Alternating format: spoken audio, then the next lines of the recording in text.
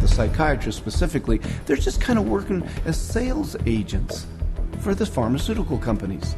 There's nothing like another doctor touting the benefits of your drug to drive market share. They're an extended part of the marketing arm of these companies. Medications play a primary role. We give drugs. Medication is a must. There's a lot of new medications. There are medications available for treating GAD. Medications to use for PTSD. Antipsychotic medications. Atypical antipsychotics. Benzodiazepines. Stimulants. Antidepressant medications. MAOIs. Amphetamines. Anticonvulsant medications. Once the medications have been balanced out, then we move on to a combination of 3 medicines. There's no absolute limit that is set for the number of medications. There are so many choices. Apparently, we're willing to try almost anything.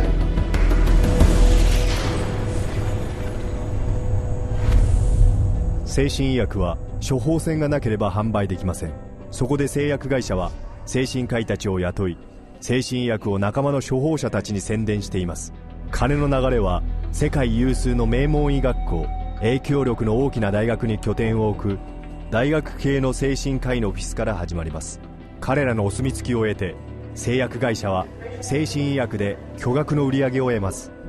There are a lot of academic psychiatrists especially who have ties to 10 or 15 or 20 different pharmaceutical companies, and so they're making a very large amount of money. Whether they're professors or whether they work at big, medical institutions, those drug companies will make sure that they've got them on the payroll somehow. They'll have this person feed this information to their other peers, but it's all being motivated through monies being funded by pharmaceutical companies. About 40% of the early stage marketing dollars for pharmaceutical companies go straight to these thought leaders, psychiatrists. いわゆる主要なオピニオンリーダーとのこうした支払い協定には莫大な金が使われています。巧妙な大学系の精神科医であれば、複数の製薬会社から個人的に年間50万ドルを受け取ることができるのです。These people are still considered the stars of their medical centers because they bring in all this great money from the pharmaceutical companies, and that helps keep the coffers of the medical center full. Universities receive a lot of money from the pharmaceutical industry. Drug companies are building buildings right next to the medical school. They're funding research right and left. The University of Michigan Depression Center received, I think it was $750,000 from Eli Lilly, and all they do down there is crank out this biological view of psychiatry and mental illness and depression. 大学系の精神科医が自分の大学のために巨額の医薬品マネーを集めているのですから、学校のカリキュラムで抗精神薬に重点が置かれるのも不思議ではありません。Training programs in psychiatry, the majority of them now are drugs first. You're really a psychopharmacologist in a way when you come out of a psych residency training program. Even when I went to medical school, psychiatrists did talk to patients. Now all they do is write a prescription and send them away. A psychiatrist is trained for one purpose, to administer psychiatric drugs. 大学系の精神科医には将来の処方者を徹底的に仕込むだけではなく、自分の同業者にもこうした薬品を強力に宣伝する者もいます。まず彼らは公平な調査として通っている臨床試験研究を作り上げ、でっち上げの精神障害とそれを管理するという薬品の両方を推します。こうした研究は専門誌に掲載され、同業者たちに読まれ、メディアで取り上げられます。しかし読者は知りませんが、こうした研究の約半数において、これらの精神科医たちは研究に参加していなかったのです。One of the most unethical practices we're aware of is ghostwriting of journal articles, where somebody at the pharmaceutical company will write the paper, and the academic physician will put his name on it and get it published in a major journal when he maybe changed 3 or 4 words in the whole article, and the article was basically written as a marketing tool by the drug company, and yet this academic puts his name on it as if he's the author. He has had no part in the study, and also he probably hasn't even read the study results, but he is prepared to receive $10,000, $20,000 to put his name at the front of the research, which gives it added authority. ゴーストライターは日常茶飯事です。 FDA で精神薬の安全性を評価する部門を受け持っている精神科医でさえ、ゴーストライターによる論文に自分の名前を付けていました。 The average physician picks that up and reads it. He believes it. And it's not a mystery that he would believe it. It seems reasonable that it's in black and white, it's in a good journal, it's in the New England Journal of Medicine, it must be true. 多くの場合、これらの専門誌は正当な医学研究という見せかけのもとに精神科医や医師に無料で送られます。なぜ無料なのでしょう。医薬品の広告が出版元に巨額の収入をもたらすからです。So if you go through a medical journal, you'll see page after page of advertising for bipolar disorder and treatment of using medications, or advertisings for depression and treatment of using medications, schizophrenia. So it's really everywhere.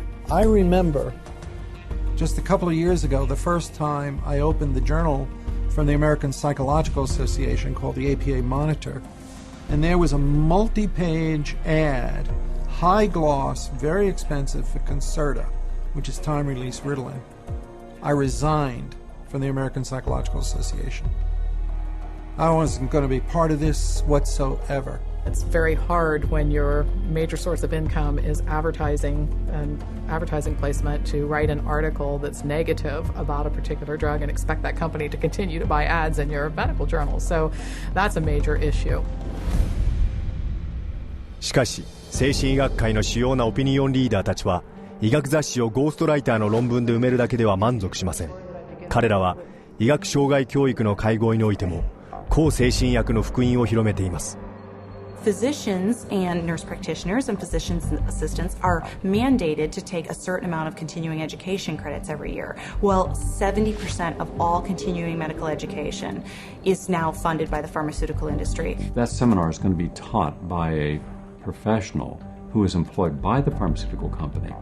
The very nature of where someone is giving you your support means you are biased to that person's side. Many physicians and many psychiatrists who attend medical conferences don't know that when they go to that conference meeting that's about antidepressants, antipsychotics, and it's generally an academic psychiatrist who's speaking, they don't realize that person's probably making about $10,000 for that 1-hour speech.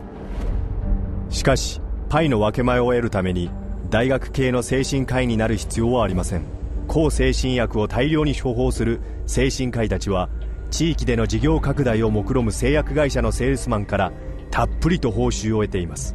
Psychiatrists, especially high prescribers, are targeted and gifted extensively by the industry. Now that gifting is where you need to get specific. That was not unusual during our marketing conversations to say, well, what's our top drug writer?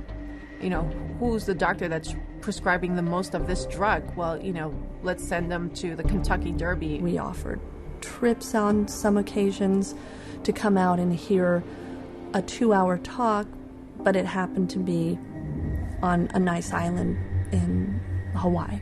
There were a lot of things that we did day in and day out to try to get the doctors to write our drugs, or in my case, to write for the psychiatric drugs. We did a lot of lunches and dinners, and we brought in speakers, and those speakers were obviously paid by us, and we would wave, renowned studies at them from renowned journals. But of course, we would never say that these studies were paid for by our company, and that it was written by a ghostwriter who was paid by our company, or that our company tends to do a ton of advertising within that particular medical journal. We would never say that.